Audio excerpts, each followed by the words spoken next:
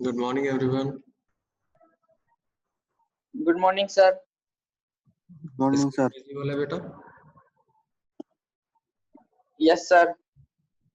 ठीक, मैंने एक वर्कशीट सेंड की थी आपको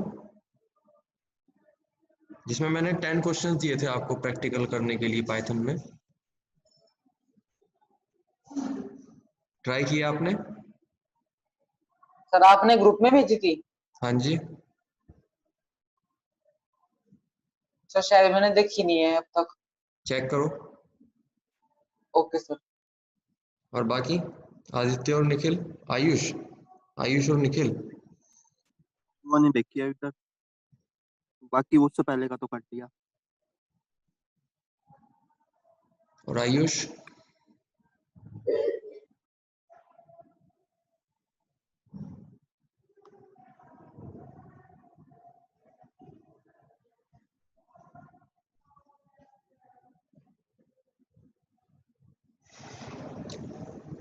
जल्दी से चेक करके बताइए मुझे।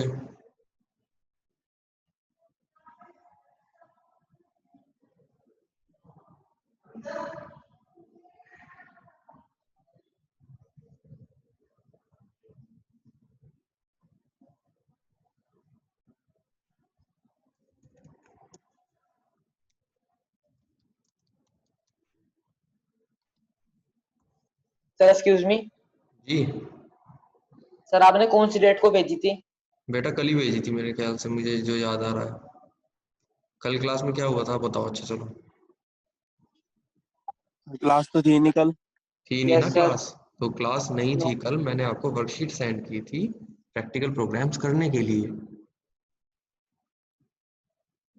कल क्लास नहीं थी, आपने ग्रुप तो चेक किया होगा ना कम से कम कि कंप्यूटर की क्लास नहीं है कहीं। ऐसा तो नहीं कोई यूट्यूब का लिंक या कोई वर्कशीट टाइप कुछ आया हो ग्रुप में? आपने चेक नहीं किया कल?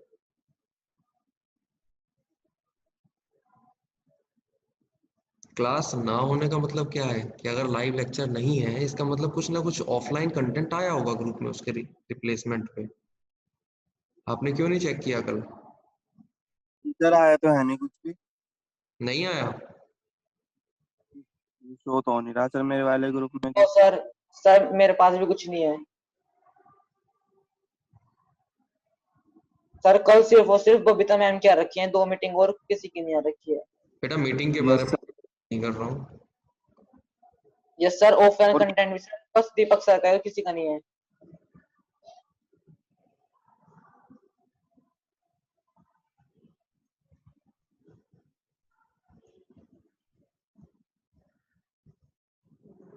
और कुछ नहीं है, बस ये ऑफलाइन दीपक सर का है बस।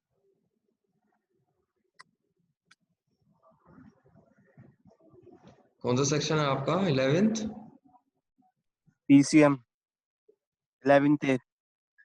सब तीनों का 11th सेक्शन है? Yes sir. Yes sir.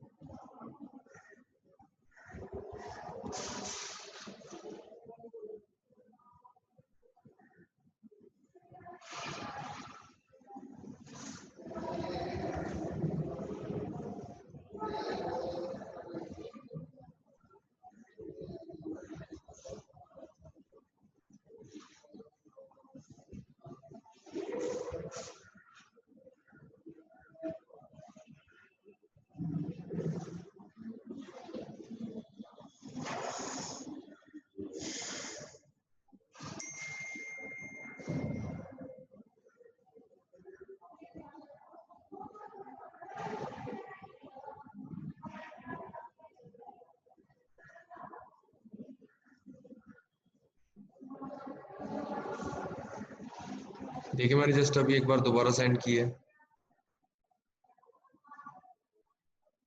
11th A section के अंदर मैंने सेंड की है फाइल, चेक कीजिए। यस सर आ गई। डाउनलोड करो इसको, चेक करो। मैंने इसमें 10 प्रोग्राम्स दिए हैं आपको पाइथन के प्रैक्टिकल के लिए। ये वो प्रोग्राम्स हैं जो अब तक मैंने आपको एक्सप्लेन किया है पाइथन के अंदर, उसके बेसिस पे आप ये प्रोग्राम्स बना सकते हो, राइट। चेक करो क्या इनमें से कोई प्रोग्राम ऐसा है जो आप नहीं बना सकते।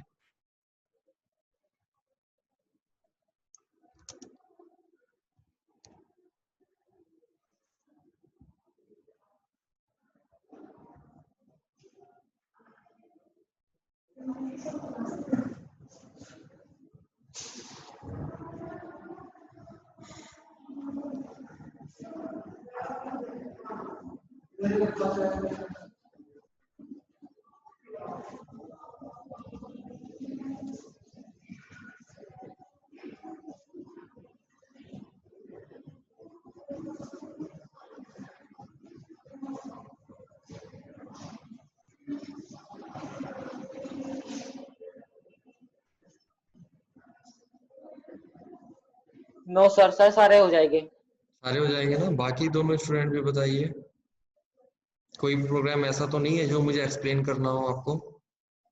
नो सर, हो जाएगा। ठीक है। लास्ट प्रैक्टिकल मैंने क्या बताया था आपको, ये बता दीजिए। सर आपने अपेंड और इंडेक्स के बारे में बताया था। अपेंड और इंडेक्स बताया था मैंने? Yes sir, sir YouTube link पे जो आपने भेजा था। यस सर, वही था ओके, लास्ट। ठीक है। यानी कि मैंने जो यूट्यूब का आपको लिंक भेजा था वहाँ पे लिस्ट तक मैंने एक्सप्लेन कर दिया था, लिस्ट में अपेंड और index method, right. Yes sir. ठीक है, ठीक है, ठीक है।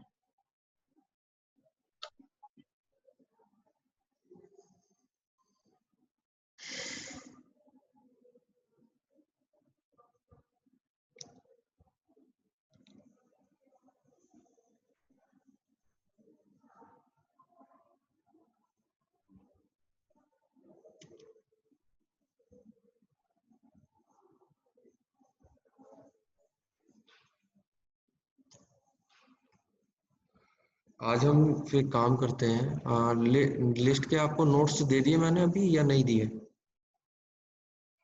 No sir. अभी नहीं दिए आई थिंक, ठीक है। एक काम करता हूँ, मैं ग्रुप में लिस्ट के नोट्स भी हैंड टू हैंड सेंड कर देता हूँ, आप उसको भी डाउनलोड करके रख लीजिए। 11th A section.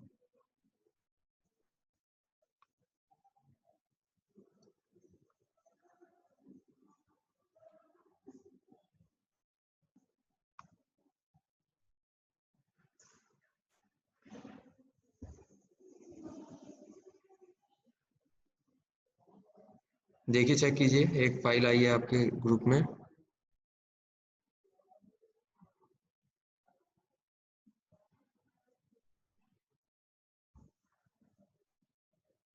Yes sir, आ गई।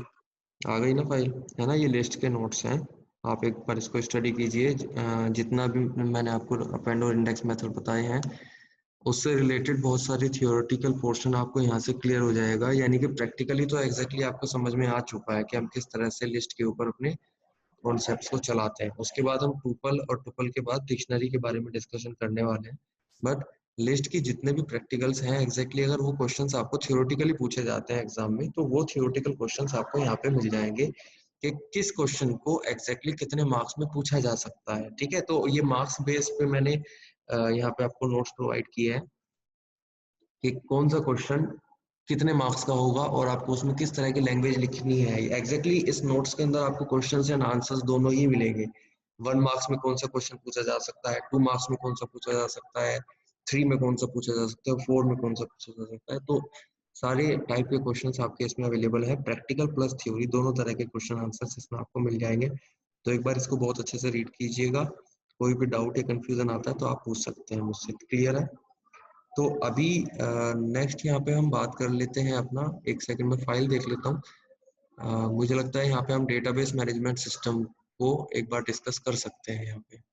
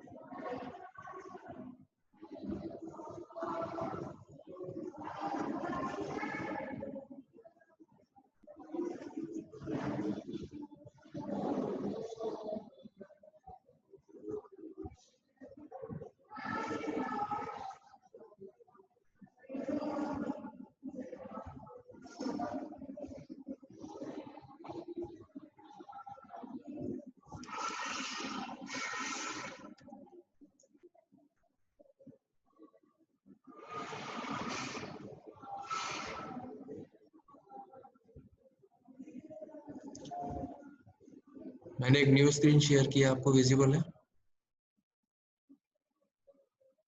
Yes sir. ठीक है। देखिए यहाँ पे हम साइबर एथिक्स के बारे में बात कर रहे हैं। आपके सिलेबस में ये एक चैप्टर आता है साइबर एथिक्स के नाम से। साइबर एथिक्स का मतलब क्या होता है? देखिए यहाँ पे मैंने एक टैगलाइन भी डाली हुई है, अगर आपको अच्छे से विजिबल हो रही है, कि behaviour of a user on internet, right? यानी कि यूजर का किस तरह का बिहेवियर इंटरनेट पे होता है, उस चीज को मेंशन करने के लिए यहाँ पे एक वर्ड यूज किया जाता है हमारे नेटवर्किंग के केस में, कंप्यूटर सिस्टम के केस में, जिसको हम बोलते हैं साइबर एथिक्स, राइट? अभी यहाँ पे हम बात कर रहे हैं behaviour of the user, right? अब यूजर का बिहेवियर इंटरनेट पे अगर हम डिस्कस करेंगे तो एग्जैक्टली आपको क्या समझ में आ रहा है कि बिहेवियर ऑफ द यूजर से हम क्या कहना चाह रहे हैं?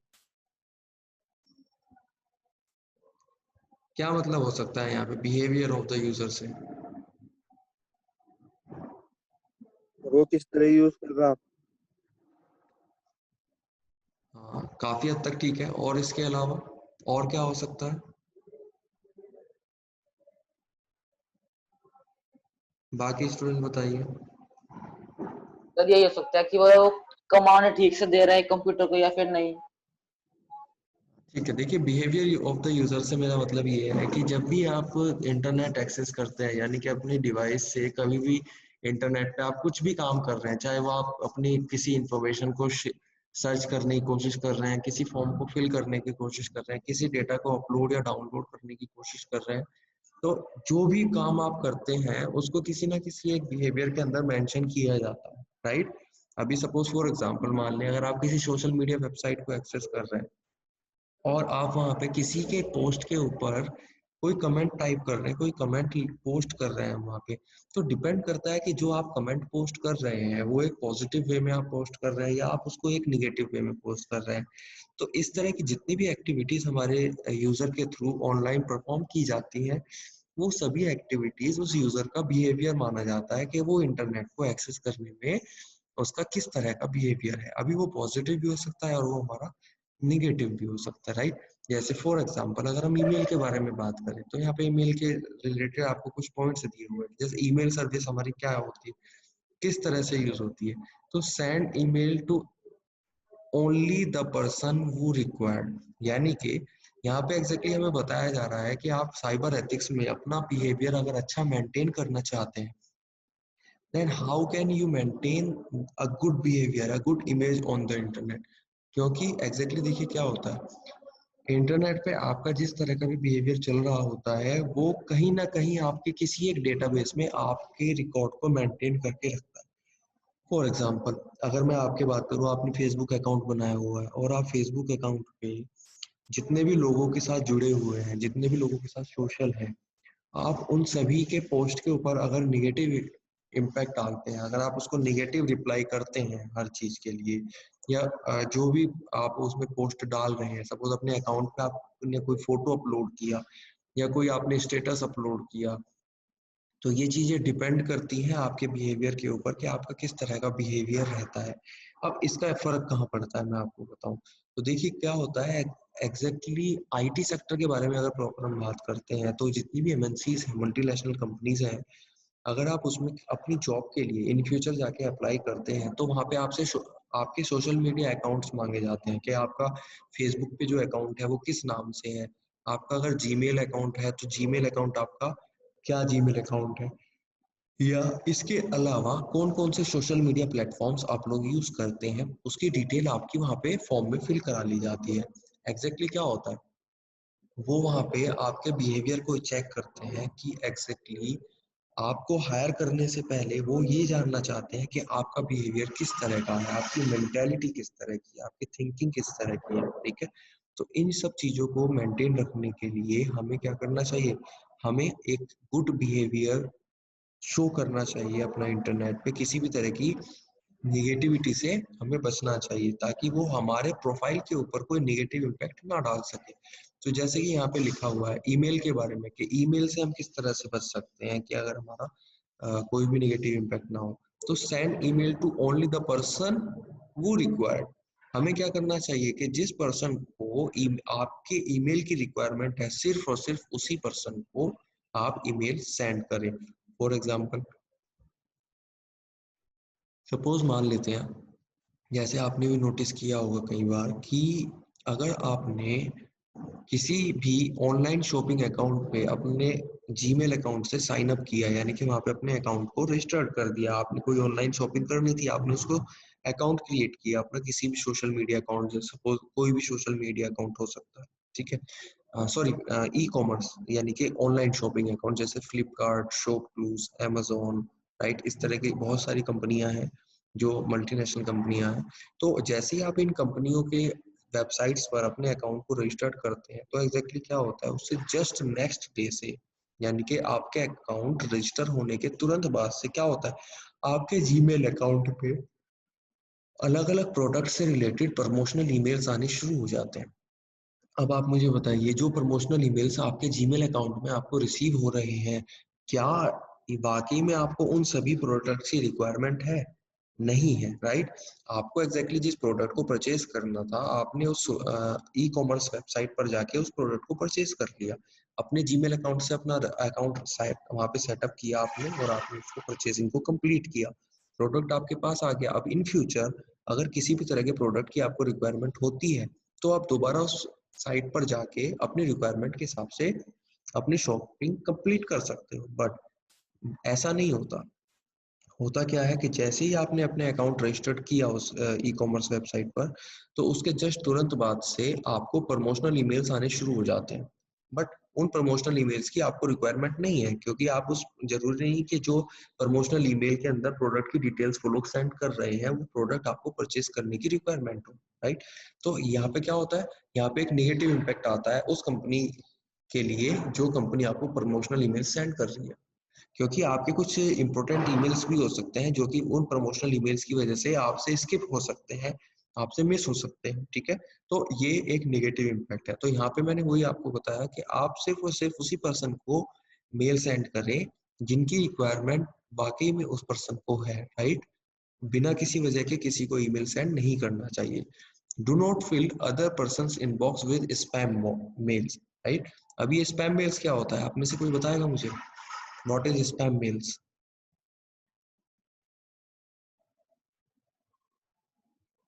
बताइए। तो मतलब कोई फेक मेल वगैरह। और कुछ? बाकी लोग भी बता सकते हैं, कोई पेनल्टी नहीं है बताने पे, कोई चार्ज नहीं लगेगा, कोई चीज फ्री ऑफ कॉस्ट मतलब बता सकते हैं। क्या कह रहे हो? जो ये चीज तो मतलब गलत होता है उस पर रिपोर्ट करने का शायद वो है ये। जैसे सर किसी चीज पे रिपोर्ट करते हैं तो उससे जब आता है ये स्पैम ये वाला। काफी हद तक सही बता रहे हो। देखिए, एग्जैक्टली स्पैम मेल के बारे में अगर हम बात करते हैं तो what is spam mail? Spam mail का मतलब देखिए कुछ इस तरह से होता है कि इससे जस्ट पहले पॉइंट में हमने यहाँ पे बात की कि बहुत सारे हमारे प्रमोशनल ईमेल्स आते हैं हमारे ईमेल अकाउंट के अंदर।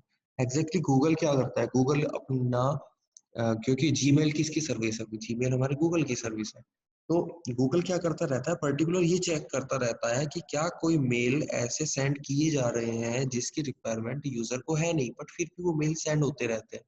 उसके लिए गूगल ने क्या किया हुआ है, गूगल ने एक स्पैम नाम से फोल्डर बनाया हुआ है अपने ईमेल सर्विस के अंदर। अगर आप अपने किसी भी ईमेल अकाउंट को ओपन करके चेक करोगे, तो वहां पे आपको एक फोल्डर मिलेगा, किस नाम से, स्पैम नाम से, जिसके अंदर क्या होता है, बहुत सारे मेल्स आते रहते हैं। एग्जैक्टली गूगल क्या करता है कि जो भी मेल आपके पास आया, अगर वो मेल वाकई में इस तरह का कोई प्रमोशनल मेल है जिसको कभी किसी यूजर ने स्पैम मेल के तौर पे मार्क किया है, क्योंकि आपने शायद नोटिस किया होगा जब भी आपके पास मेल आता है तो आप उस मेल को स्पैम मेल के नाम से भी मार्क कर सकते हो, वो एक ऑप्शन आपके पास अवेलेबल होता है।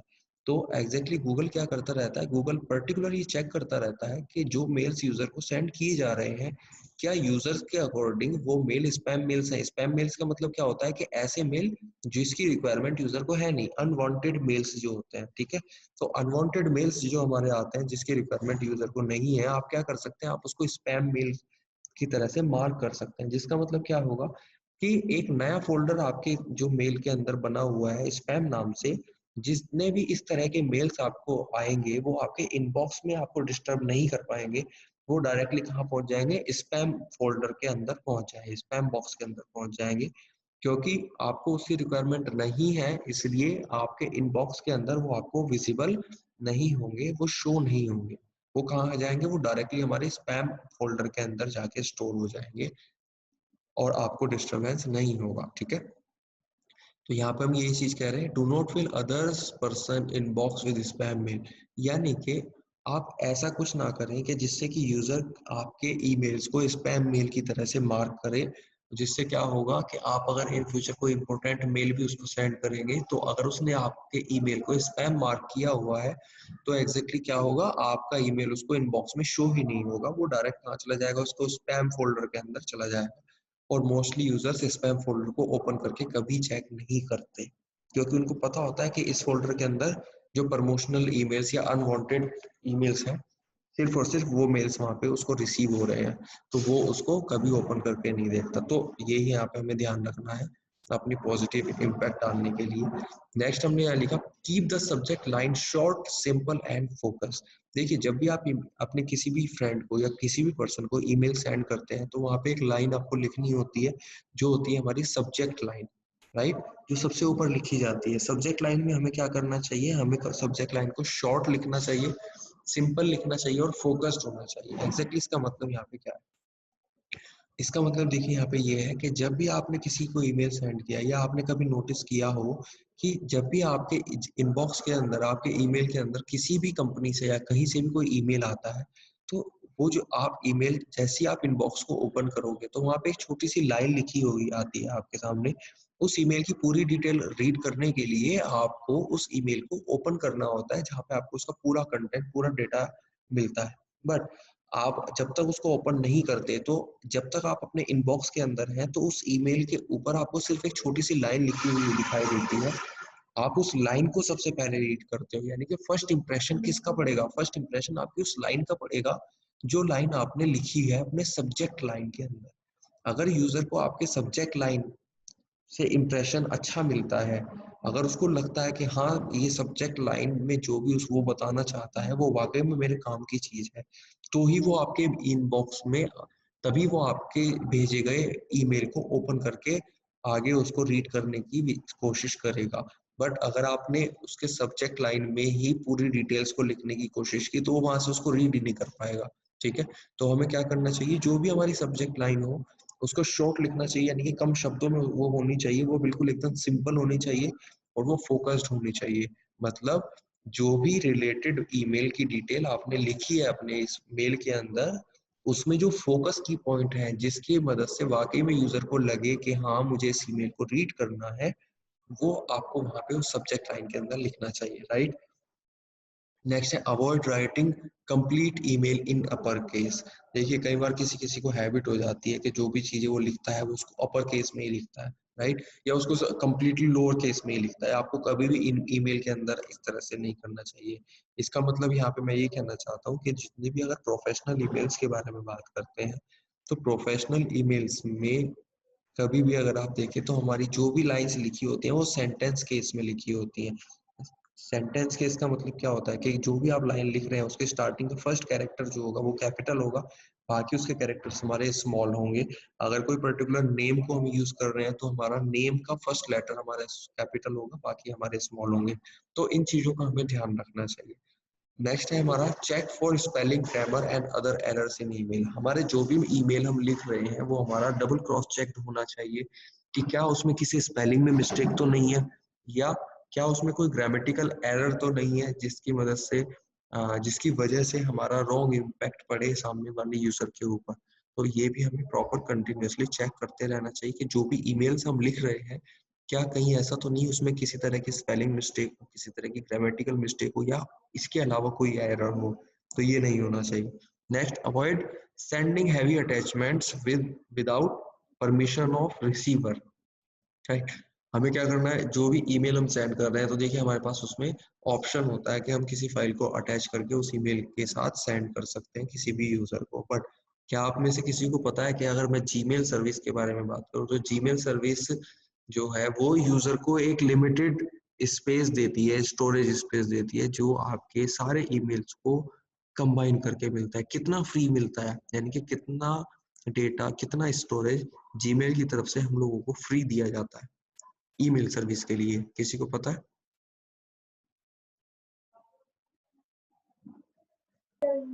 No sir. फिर जैसे अगर स्टोरेज फुल हो जाए फिर मतलब उसके लिए क्या करना पड़ेगा हमारी कोई और मेल सारी उन्हें सेव करने के लिए? हाँ, वो मैं बता रहा हूँ आपको अभी आगे, बट आपको क्या पता है कि कितना स्पेस हमें जीमेल की तरफ से फ्री ऑफ कॉस्ट दिया जाता है?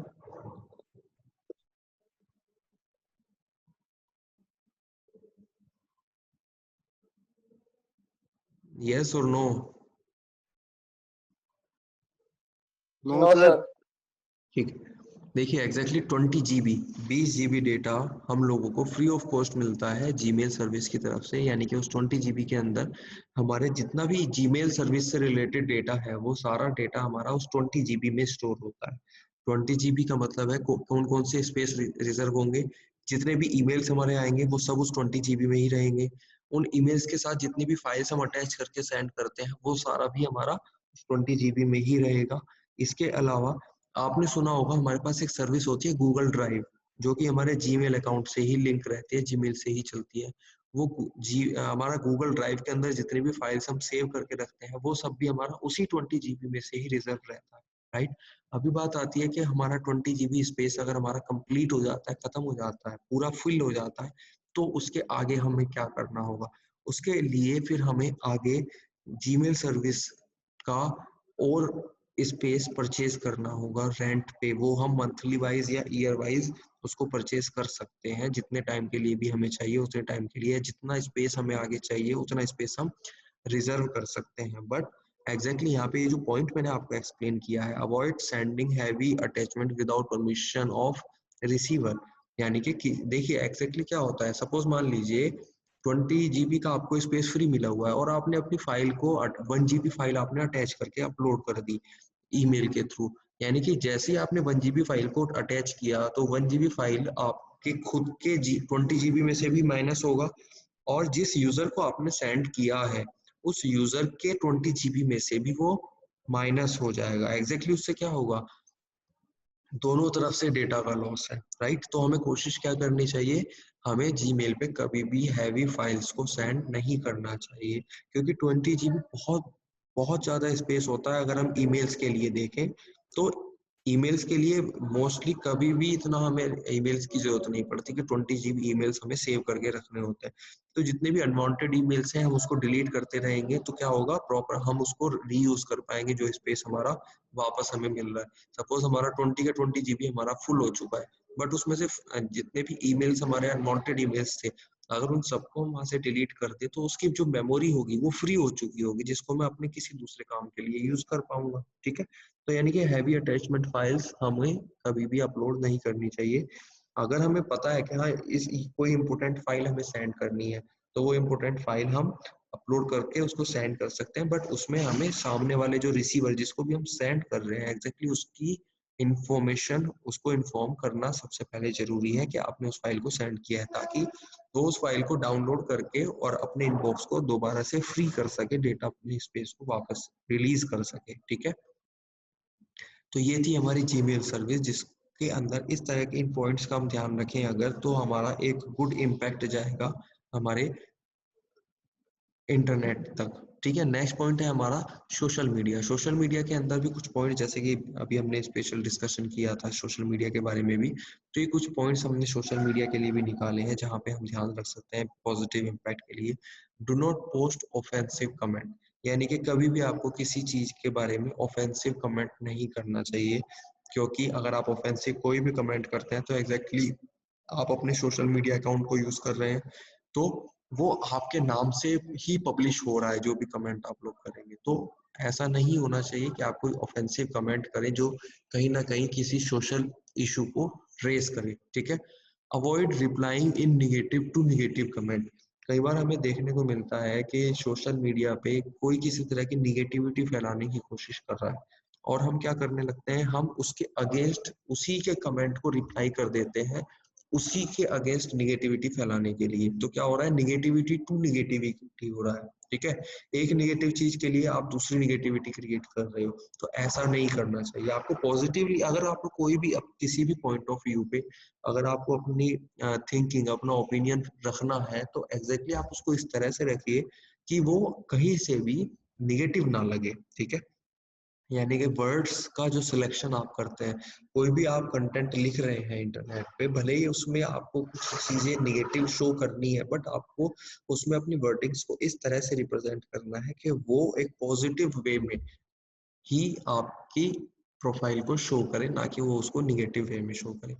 Do not share private pictures to other without their concern. आपको क्या करना चाहिए, कभी भी प्राइवेट पिक्चर्स को शेयर नहीं करना चाहिए।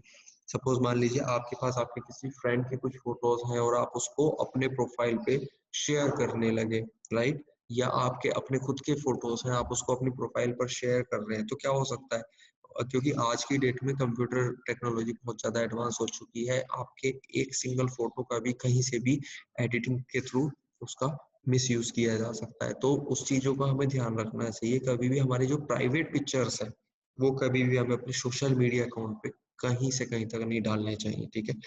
Do not post copyrighted material. अभी आप मुझे बताइए कॉपीराइटेड मटेरियल क्या होता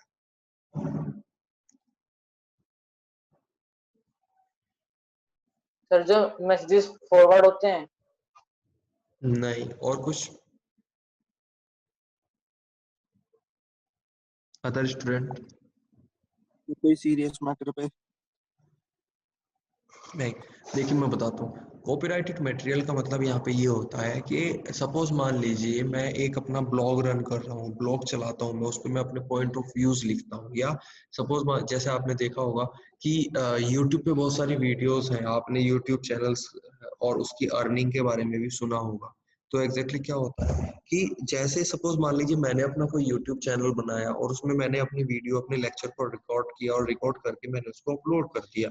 अभी क्या हो सकता है, कोई दूसरा यूजर क्या काम करने की कोशिश करे, अगर वो मेरी वीडियो को डाउनलोड करे अपने कंप्यूटर सिस्टम के अंदर और अपने यूट्यूब चैनल पर उसको अपलोड करे अपने नाम से, अगर उसको अपलोड करता है, तो यहाँ पे जिस यूजर ने इस काम को किया है, यानी कि जिसने मेरे वीडियो को डाउनलोड करके अपने नाम से लॉन्च किया, अपने नाम से पब्लिश किया, यूट्यूब उसके पास एक मेल सेंड कर देता है बाय डिफॉल्ट कॉपीराइटेड मटेरियल का, राइट। इसका मतलब क्या है कि यूट्यूब उसको ये इन्फॉर्म करना चाहता है कि जो कंटेंट आपने अपलोड किया है एग्जैक्टली ये उसका अपना कंटेंट नहीं है, वो किसी दूसरे पर्सन का कंटेंट डाउनलोड करके अपने नाम से पब्लिश कर रहा है। सेम इसी तरह से ऑनलाइन इंटरनेट पे आप जो भी चीजें डालते हैं, जो भी मटेरियल आप लॉन्च करते हैं, वो सभी मटेरियल किसी ना किसी पर्सन का कॉपीराइट होता है, यानी कि किसी ना किसी ने उसको अपलोड किया होता है। और अगर आप किसी दूसरे पर्सन के डेटा को डाउनलोड करके अपने नाम से अगर उसको पब्लिश करते हैं, तो वो एक गूगल की नज़र में या इंटरनेट की नज़रों में वो एक नेगेटिव इम्पैक्ट माना जाता है, क्योंकि देखिए गूगल पे इन सभी चीजों को हैंडल करने के लिए रोबोट्स लगे हुए हैं, कोडिंग लगी हुई है, जो पर्टिकुलर सिर्फ और सिर्फ इन्हीं चीजों को चेक करते रहते हैं कि कहीं आपके थ्रू डाला गया मटेरियल, जो भी डेटा आपने अपलोड किया है कहीं भी यूट्यूब पे, अपने फेसबुक अकाउंट पे, या कहीं भी जो भी मटेरियल आपने अपलोड किया है, कहीं आपने किसी दूसरे यूजर का मटेरियल अपलोड तो नहीं कर दिया। तो वो क्या होता है, हमारा कॉपीराइटेड मटेरियल होता है, जो किसी दूसरे की प्रॉपर्टी है, आपने उसको अपने नाम से पब्लिश किया।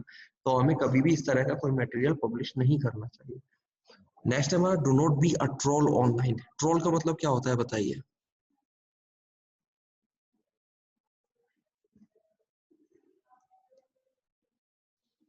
What is the meaning of troll?